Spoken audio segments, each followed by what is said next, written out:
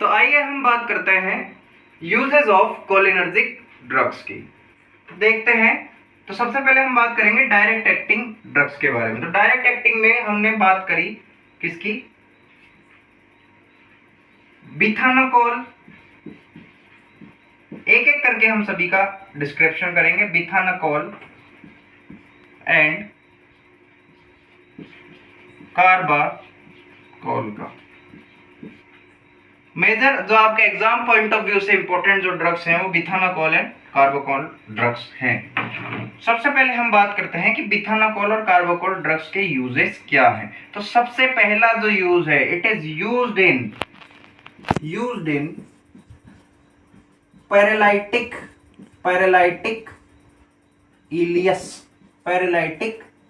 Iliacus. तो देखें इसका मतलब क्या कि पैरालिटिक इलियस के अंदर क्या होता है कि सपोज कीजिए कि आपकी इंटेस्टाइन है, स्मॉल इंटेस्टाइन है और ये large intestine, descending colon, ascending colon, transverse colon, descending colon और एनस रेक्टम एनस और एनल स्फिंक्टर। अब हो क्या रहा है पैरालिटिक इलियस के अंदर, ये ऐसी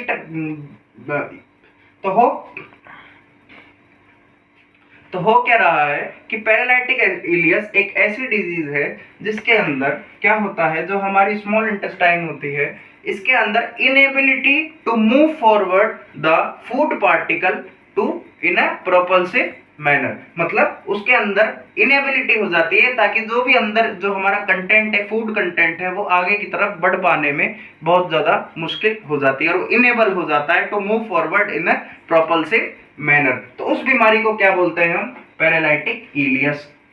तो आपको पता है कि बिथानाकोल जो ड्रग है और कार्बाकोल जो ड्रग है, यहाँ पे स्मॉल इंटेस्टाइन में कौन से रिसेप्टर्स पाए जाते हैं? M3 receptors. तो M3 रिसेप्टर्स पे वर्क करके बिथानाकोल और कार्बाकोल क्या करेगी? उसको कॉन्ट्रैक्ट कराएगी और कॉन्ट्रैक्ट कराने की वजह से वो प्रोपल्सिव मूवमेंट्स में यूज होगा। तो it is used in the paralytic ileus. तो ये हो गया क्या? इनेबिलिटी। पैरालिटिक इलियस का क्या मतलब हो गया कि inability to move forward the food in the small intestine. आगे देखें नेक्स्ट यूज क्या है इसका, देखते हैं कि सेकंड यूज जो है used in the post operative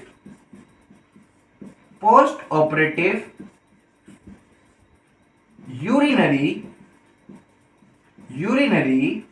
retention. Post operative urinary retention. तो देखें कि ये पोस्ट ऑपरेटिव यूरिनरी रिटेंशन क्या है कि मैंने आपको बताया था कि ये आपका यूरिनरी ब्लैडर है और ये आपका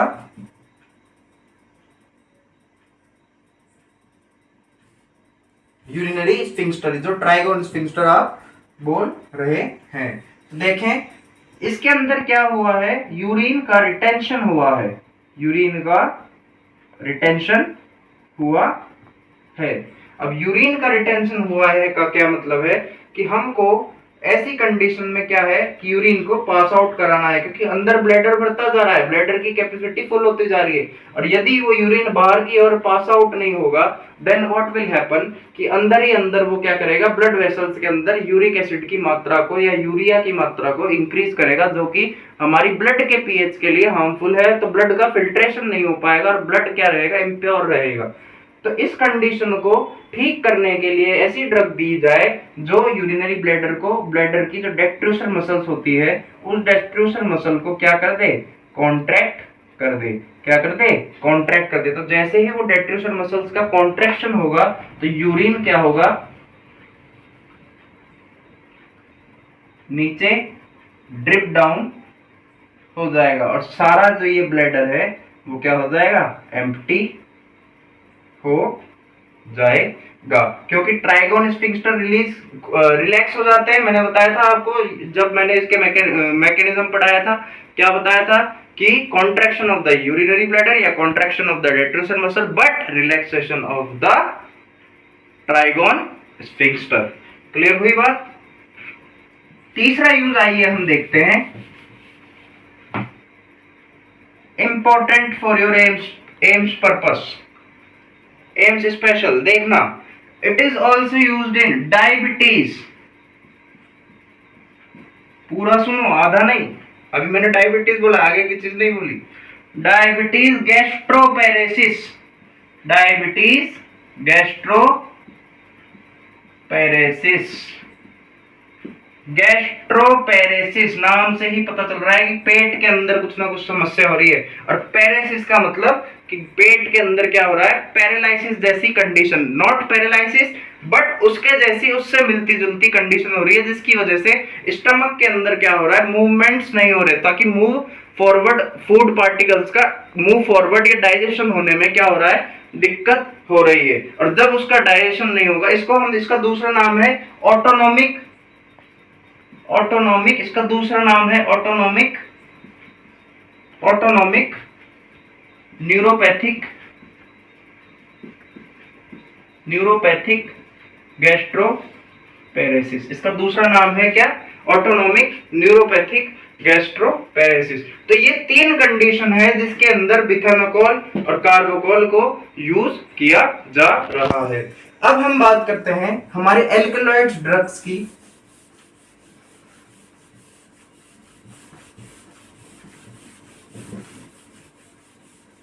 हमारी एल्कलॉइड्स ड्रग्स की, जिसका नाम क्या है,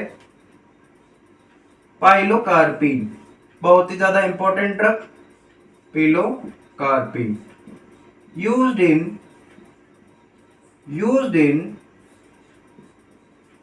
ग्लूकोमा, यूज्ड इन ग्लूकोमा।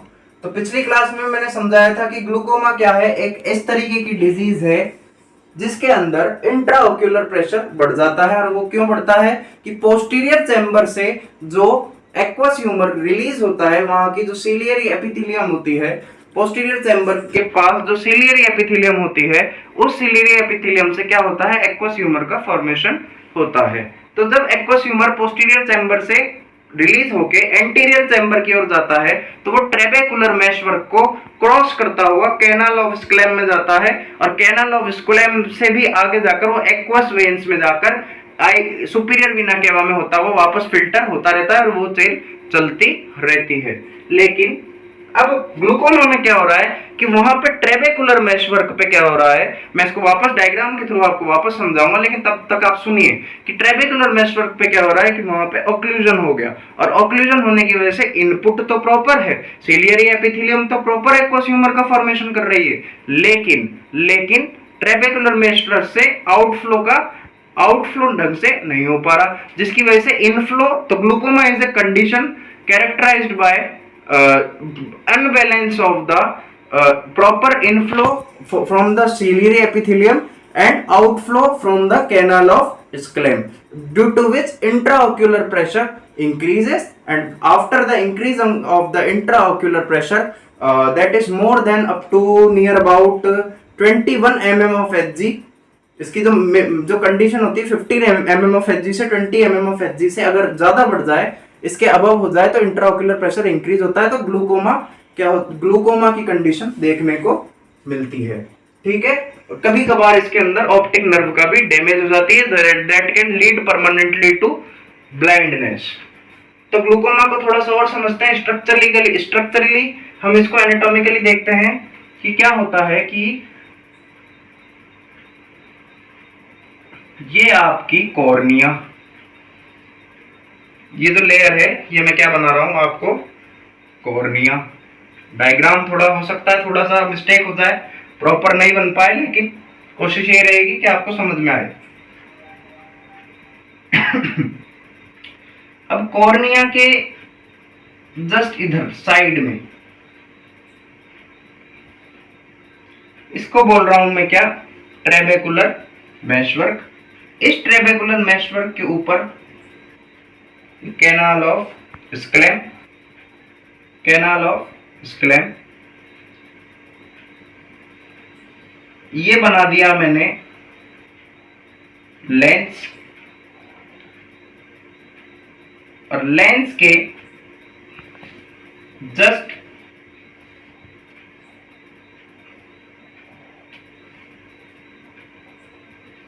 ये बना दिया मैंने आइरिस, ये बना दिया मैंने लेंस, एल से मैंने इसको डिनोट कर दिया, और इसके पीछे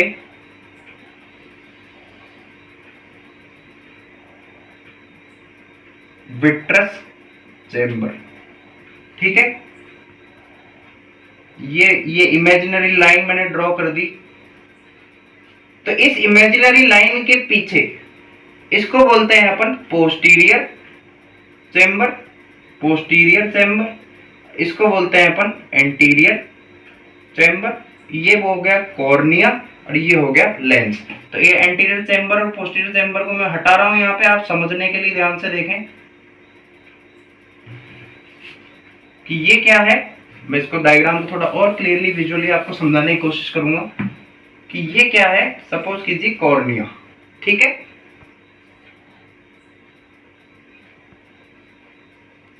ये है ट्रेबेकुलर मेशवर्क, और ट्रेबेकुलर मेशवर्क के ऊपर है कैनाल ऑफ स्क्लेम।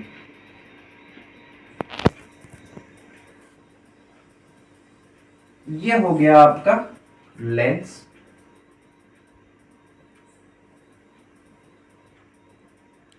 ये हो गया आपका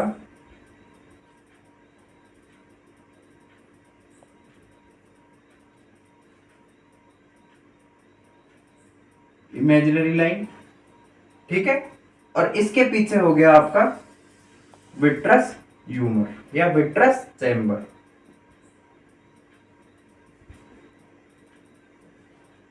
जो स्ट्रक्चर ऊपर है वो स्ट्रक्चर नीचे भी होगी। अब इस एरिया को भी मैं जब जूम कर रहा हूं तो यहाँ पे मैं क्या देख रहा हूं, इस एरिया को मैं जस्ट बॉक्स में खोल के जूम कर लेता हूं तो मैं क्या देख रहा हूं कि ये जो लेंस है, इस लेंस के और इस आइरिस के बीच में छोटे छोटे ऐसे मात्रा में सीलियरी एपिथेलियम प्रेजेंट है। इस सीलियरी एपिथेलियम से क्या हो रहा है, एक्वस ह्यूमर का प्रोडक्शन हो रहा है। तो एक्वस ह्यूमर यहाँ से बन रहा है। मतलब मैं ये कहूं कि इसको जो मैं बोल रहा हूं, इस वाले स्पेस को, इस इमेजिनरी लाइन के ये वाला जो स्पेस है, ये वाला जो स्पेस है, इसको मैं क्या बोल रहा हूं, पोस्टीरियर चेम्बर। इसके आगे वाले स्पेस को बोल रहा हूं मैं क्या, एंटीरियर चेम्बर। ठीक है। और इस जगह से, मतलब यहां से मैं अगर डिनोट करूं तो यहां से क्या हो रहा है, एक इसको मैंने और जब जूम किया तो मैंने देखा कि सीलियरी एपिथेलियम यहाँ पे प्रेजेंट है। अब इस सीलियरी एपिथेलियम से क्या हो रहा है, एक्वस ह्यूमर का फॉर्मेशन हो रहा है। तो एक्वस ह्यूमर को मैं ऐसे वाटर मार्क से डिनोट कर रहा हूं। तो पोस्टीरियर चैम्बर से तो क्या होता है, वो फॉर्म होता है। पोस्टीरियर चैम्बर के अबव जो सीलियरी एपिथेलियम है वहां से तो वो फॉर्म होता है, और वो आता कहां पे है, एंटीरियर चैम्बर में। और एंटीरियर चैम्बर में आकर वो ट्रेबेकुलर मेशवर्क पे क्या होता है कि वहां से सोक हो जाता है, क्योंकि ट्रेबेकुलर मेशवर्क एक तरीके का स्पॉन्जी टिश्यू है जो उस एक्वस ह्यूमर को क्या कर लेता है, सोख लेता है, और वो सोख कर आगे की ओर इस कैनाल ऑफ स्क्लेम पे पास कर देता है। और कैनाल ऑफ स्क्लेम फर्दर यहां से एक वेन जुड़ी होती है जिसे हम बोलते हैं एक्वस वेन, उस एक्वस वेन में जाता है और सुपीरियर वेना केवा के थ्रू वो हार्ट में जाता हुआ ऐसे करते करते वो साइकिल चलती रहती है। अब हो क्या रहा है कि ये जो ट्रेबेकुलर मेशवर्क है, इस ट्रेबेकुलर मेशवर्क में क्या हो गया, ब्लॉकेज आ जाए। सपोज करो कि ये ब्लॉकेज आ जाए, तो इनफ्लो तो प्रॉपर हो रहा है, लेकिन आउटफ्लो निकलने का जो जरिया था, जो कैनाल ऑफ स्क्लेम को जाते हुए चीरते हुए जो एक्वस वेन के अंदर जो वो जा रहा था, वो हो गया बंद। अब जब वो हो गया बंद तो क्या होगा कि यहां पे मतलब एंटीरियर चैम्बर में एक्वस ह्यूमर इकट्ठा होने लगेगा, और एक्वस ह्यूमर जब इकट्ठा होने लगेगा, जब उसका प्रॉपर ड्रेनेज नहीं होगा, तो इंट्राऑक्यूलर प्रेशर विल राइज। और कितना बढ़ जाता है, लगभग 21 mm ऑफ Hg के ऊपर हो जाता है। तो इसी कंडीशन को, जिसमें क्या हो रहा है, इम्बैलेंस ऑफ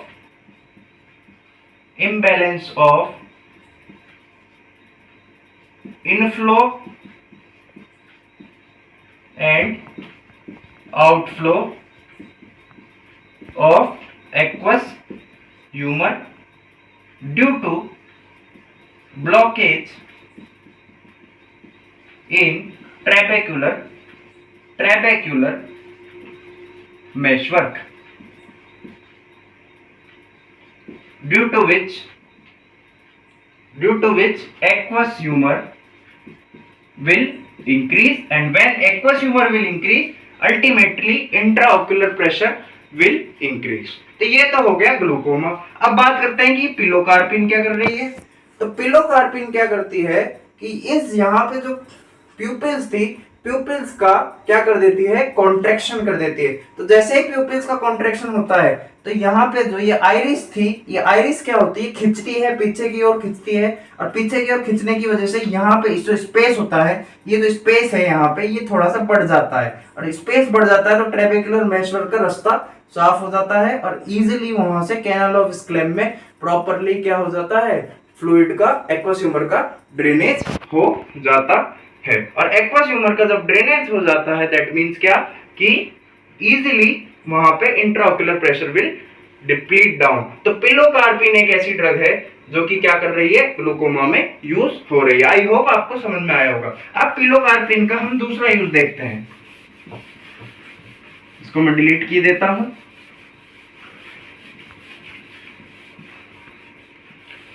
पिलोकार्पिन का जो दूसरा यूज है वो है used as a sialogogue, SAILOGOGUE, used as a sialogogue. अब साइलोगोग का मतलब क्या कि टू ऑगमेंट, नया शब्द क्या सीखा, टू ऑगमेंट द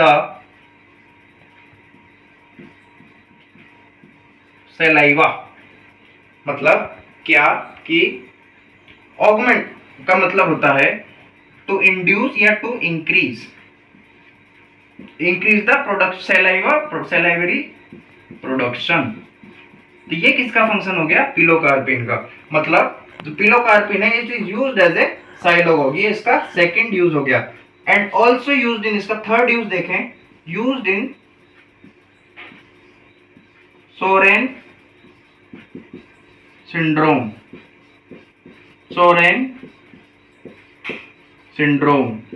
अब बात करें कि सोरेन सिंड्रोम क्या है, तो सोरेन सिंड्रोम क्या है, एक तरीके की ऑटो इम्यून डिजीज है जिसके अंदर जो हमारे लैक्रिमल ग्लैंड्स होते हैं, ये लैक्रिमल ग्लैंड्स हैं, कौन सप्लाई कर रही है इसको, फेशियल नर्व। और जो हमारे सैलिवरी ग्लैंड्स हैं, ये जो आपका माउथ है, हमारे सैलिवरी ग्लैंड्स है, इसको भी क्या कौन सी सप्लाई करती है, फेशियल नर्व प्लस ग्लोसोफेरेंजियल जो आपकी नाइन्थ नर्व है। तो क्या हो रहा है, सैलिवरी ग्लैंड्स का और लैक्रिमल ग्लैंड्स के अंदर इनका लैक्रिमल फ्लूइड का, सोरेन सिंड्रोम के अंदर लैक्रिमल फ्लूइड का एंड सैलिवरी फ्लूइड का या सलाइवा का फॉर्मेशन क्या होता है, बंद हो जाता है, डिक्रीज हो जाता है। तो ऐसी कंडीशन में क्या करें, हम ऐसी ड्रग दे दें जो सलाइवा को और लैक्रिमल ग्लैंड्स के जो लैक्रिमल फ्लूइड है उसको इंक्रीज कर दे। तो सोरेन सिंड्रोम क्या, पहले तो ये समझें कि Sjogren syndrome is an auto immune disorder in which the lacrimal glands and salivary glands enable to produce the lacrimal fluid and the saliva। तो इस कंडीशन में हम क्या कर दें कि ऐसी ड्रग दे दें जो सलाइवा को और लैक्रिमल फ्लूइड को इंक्रीज कर दे। तो वो ड्रग कौन सी होगी, पिलोकार्पिन, क्योंकि हमने पढ़ा था कि acetylcholine is used in increase of the saliva and the lacrimal fluids. Okay guys, अब हम बात करें पिलोकार्पिन के, ये 3 यूजेस हो गए। अब हम देखें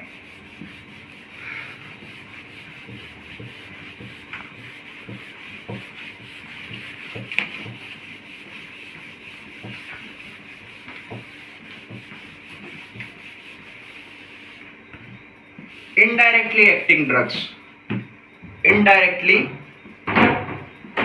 indirectly acting drugs। तो इनडायरेक्टली एक्टिंग ड्रग्स के अंदर कौन सी ड्रग है, फाइसोस्टिग्मिन, नियोस्टिग्मिन,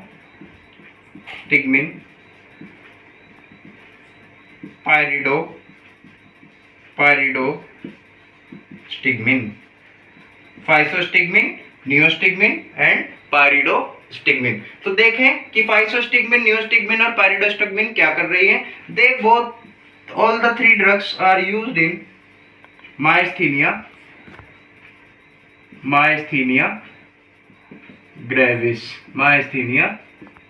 ग्रेविस। अच्छा, एक चीज और बता दूं कि इनडायरेक्टली एक्टिंग ड्रग्स में भी कौन सी है ये, anti choline esterase, E for eraser, E for esterase. तो कोलिन इस्टरेज तो इरेजर का काम कर रही थी, एसिटाइल कोलिन को एसीटेट और कोलिन के अंदर डाइवर्ट कर रही थी। अब हम एक ऐसी ड्रग दे दें जो कि कोलिन इस्टरेज को भी ब्लॉक कर दे, तो एंटी कोलिन इस्टरेज ड्रग क्या होंगी, वो ड्रग्स होंगी जो कि किसको ब्लॉक कर देगी, कोलिन इस्टरेज के इफेक्ट को ब्लॉक कर देगी और एसीटेट और कोलिन में वो कन्वर्ट ही नहीं होने देगी और एसिटाइल कोलिन को एज इट इज अपने साथ रखेगी। अच्छा, क्यों दे रहे हैं, ये ड्रग दे रहे हैं माइस्थीनिया ग्रेविस में। तो समझें कि माइस्थीनिया ग्रेविस है क्या।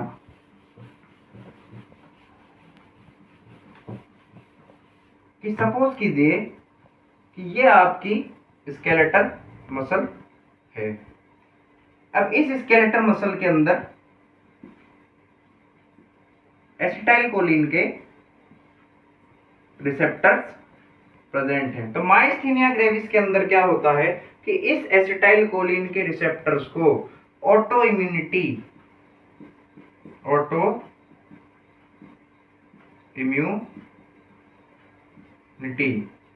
हमने पढ़ा था बी लिम्फोसाइट एंटी लिम्फोसाइट।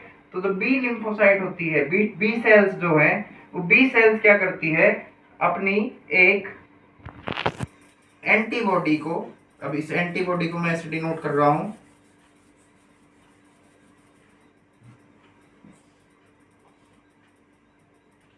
तो ये एंटीबॉडी यहां पे आके एसिटाइल कोलिन के रिसेप्टर पे लग जाती है। और सिनेप्टिक क्लेफ्ट में क्या है कि सपोज कीजिए कि ये न्यूरॉन का एक्सॉन टर्मिनल है और यहाँ पे सिनेप्टिक वेसिकल प्रेजेंट है। तो जैसे ही यहाँ पे कैल्शियम चैनल आया तो कैल्शियम का इन्फ्लक्स होता है, मैं ये पे आपको पहले भी समझा चुका हूँ। और कैल्शियम आके यहाँ पे, सॉरी, इस कैल्शियम को मैं ट्राइंगल से डिनोट कर देता हूँ ताकि आप लोग कंफ्यूज ना हो। तो ये कैल्शियम आके यहाँ पे स्टिक हो जाता है, अधीयर हो जाता है। और जैसे ही अधीयर होता है तो न्यूरोट्रांसमीटर जो होता है एसिटाइल कोलिन, वो क्या होता है, रिसीव होता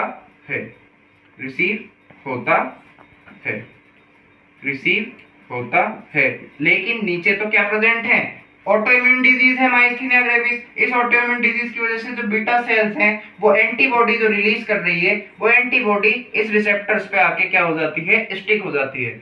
तो अब ये एसिटाइल कोलिन क्या है, आपको ये भी मालूम होना चाहिए कि यहाँ पे ये जल्लाद जो था, बड़ी बड़ी मूंछों वाला दुखियारी आत्मा, इसको किसी का सुख देखा नहीं जाता, तो ये तलवार से क्या कर रहा था इस, तो ये क्या है, जो एसिटाइल कोलिन था वो यहाँ पे रिसीव क्यों नहीं हो पा रहा, क्योंकि बीटा सेल एंटीबॉडी रिलीज कर रही है और ये एंटीबॉडी जाके इन रिसेप्टर्स पे क्या हो जा रही है, स्टिक हो जा रही है, अधीयर हो जा रही है, तो कि जो एसिटाइल कोलिन को वहां पे रिसीव होने नहीं दे रही है। अब आपको ये भी मालूम है कि यहाँ पे मैंने बताया था कि ये जल्लाद था, बड़ी बड़ी मूंछों वाला, देखें इसको किसी का सुख नहीं देखा जाता, इसके हाथ में तलवार थी और ये तलवार क्या थी, ये जल्लाद कौन था, कोलिन स्टेरेज। और ये कोलिन स्टेरेज क्या कर रहा था कि इस एसिटाइल कोलिन को हाइड्रोलाइसिस कर दे रहा था, क्योंकि एसिटाइल कोलिन क्या है कि रिलीज होगा तो नीचे तो क्या प्रेजेंट है, और जो आपकी जो एंटीबॉडीज प्रेजेंट है बीटा सेल्स से जो निकल रही है, वो एंटीबॉडीज क्या कर रही है, यहाँ पे प्रेजेंट है, जो एसिटाइल कोलिन को वहां पे उससे अधीर होने, बॉन्ड बनाने नहीं दे रही। लेकिन कोलिन स्ट्रेस, अब कोलिन स्ट्रेस का आपको पता है कि वो एसिटाइल कोलिन के मॉलिक्यूल्स को दो में डिवाइड कर देता है, इनएक्टिवेट कर देता है, हाइड्रोलाइसिस कर देता है, एक तो एसीटेट में और कोलिन में। तो ये तो थी नॉर्मल कंडीशन। लेकिन माइस्थीनिया ग्रेविस में क्या हो रहा है कि यहाँ पे क्या हो रहा है कि इस रिसेप्टर्स पे auto antibodies, auto immune antibodies receive हो रही है। तो अब बात करते हैं कि इसका इलाज क्या। तो इलाज मैंने बताया आपको कि एंटी कोलिनेस्टरेज ड्रग्स, एंटी कोलिनेस्टरेज ड्रग्स, इसको मैं यहाँ लिख रहा हूँ एंटी कोलिनेस्टरेज ड्रग। तो ये एंटी कोलिनेस्टरेज ड्रग क्या करेगी, इस जल्लाद को अपना काम नहीं करने देगी। जब इस जल्लाद को अपना काम नहीं करने देगी, मतलब कोलिनेस्टरेज को इनहिबिट कर देगी, तो एसिटाइल कोलिन एसीटेट और कोलिन में कन्वर्ट नहीं होगा, कन्वर्ट नहीं होगा। और जब कोलिन और एसीटेट में कन्वर्ट नहीं होगा तो एसिटाइल कोलिन फुल पावर के साथ इस रिसेप्टर्स पे अपना जोर लगाएगा और तब तक लगाता रहेगा, तब तक लगाता रहेगा जब तक क्या होता है कि यहाँ पे ये जो एंटीबॉडीज है उसको, इसकी पावर उसको हटा ना दे। और जब एंटीबॉडीज, जब एसिटाइल कोलिन की पावर बढ़ जाएगी तो ये एंटीबॉडीज क्या हो जाएंगी, वहां से रिमूव हो जाएंगी और एसिटाइल कोलिन अपनी जगह पे आ जाएगा। ये तो हो गई पहली कंडीशन, मायस्थीनिया ग्रेविस की पहली कंडीशन। दूसरी कंडीशन में क्या होता है कि ऑटो इम्यून एंटीबॉडीज तो वहां पे स्टिक हो ही जाती है, लेकिन कई बार क्या होता है कि रिसेप्टर्स भी डैमेज हो जाते हैं। सपोज कीजिए कि आपके इस हाथ में 10 रिसेप्टर्स हैं और 10 में से 6 रिसेप्टर्स आपके डैमेज हो गए और 4 रिसेप्टर्स आपके प्रेजेंट हैं। तो सपोज कीजिए जो 10 रिसेप्टर का काम जो रिसेप्टर्स कर रहे थे, कोलिनर्जिक रिसेप्टर्स, वो उनका पूरा वर्कलोड सिर्फ मात्र 4 रिसेप्टर्स को करना पड़ रहा है। तो उस वजह से भी एसिटाइल कोलिन की आवश्यकता पड़ती रहती है। और मायस्थीनिया ग्रेविस ऐसी कंडीशन, डिजीज कंडीशन है जिसके अंदर क्या होता है, बहुत ज्यादा मसल पेन होता है, क्योंकि रिसेप्टर्स तो वर्क नहीं कर रहे। अब जब 10 रिसेप्टर्स का काम उन 4 रिसेप्टर्स को करना पड़ रहा है, फॉर एग्जांपल, तो सपोज कीजिए कि मैं कोई भी एक्टिविटी करूंगा तो मेरे को जैसे इस डस्टर को यहाँ से यूं करके ऐसे करके उठाना है, तो इसको उठाने के लिए भी एसिटाइल कोलिन वर्क हो रहा है। लेकिन जब मेरे रिसेप्टर्स ही वर्क नहीं करेंगे तो एसिटाइल कोलिन ही जब उनमें नहीं लगेगा तो क्या होगा, मेरे हाथ की पावर नहीं रहेगी। हाथ की पावर रहेगी तो मैं इसको इतने हल्के डस्टर को भी ढंग से नहीं उठा पाऊंगा, क्योंकि एसिटाइल कोलिन मेरे को प्रॉपर मिल नहीं रहा है। और एसिटाइल कोलिन का काम क्या, to give the muscle strength, to give the muscle power, just to do our proper activity. तो मायस्थीनिया ग्रेविस के अंदर भी सेम ऐसी सिचुएशन है, जिसके अंदर ज्यादातर क्या होता है कि जो हमारी स्केलेटल मसल होती है उसकी पावर क्या हो जाती है, डिक्रीज हो जाती है। इस वजह से बहुत ज्यादा मसल पेन होता है।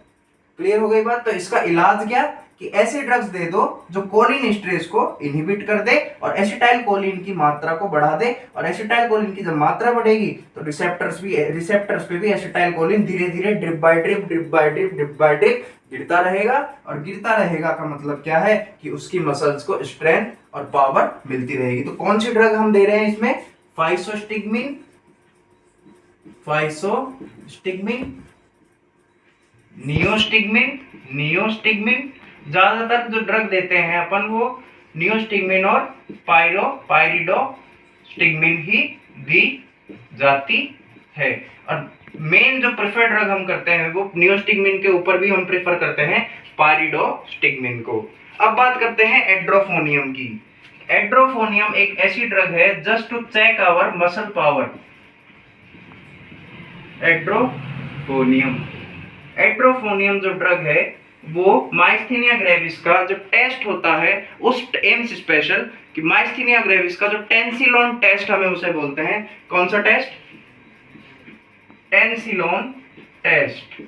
इस टेंसिलोन टेस्ट को करवाने के लिए ये हेल्पफुल होता है। Edrophonium drug is used for Tensilon test. Physostigmine, neostigmine, pyridostigmine is used in the myasthenia gravis. Edrophonium is used in the Tensilon test. और लास्ट की जो 2 ड्रग्स बची हमारी, रीवास्टिग्मिन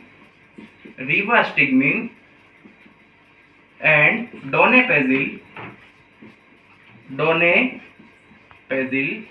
ये जो 2 ड्रग्स हैं वो हम देते हैं, इट इज यूज्ड इन, इसको मैं यहां लिख रहा हूं, एल्जाइमर।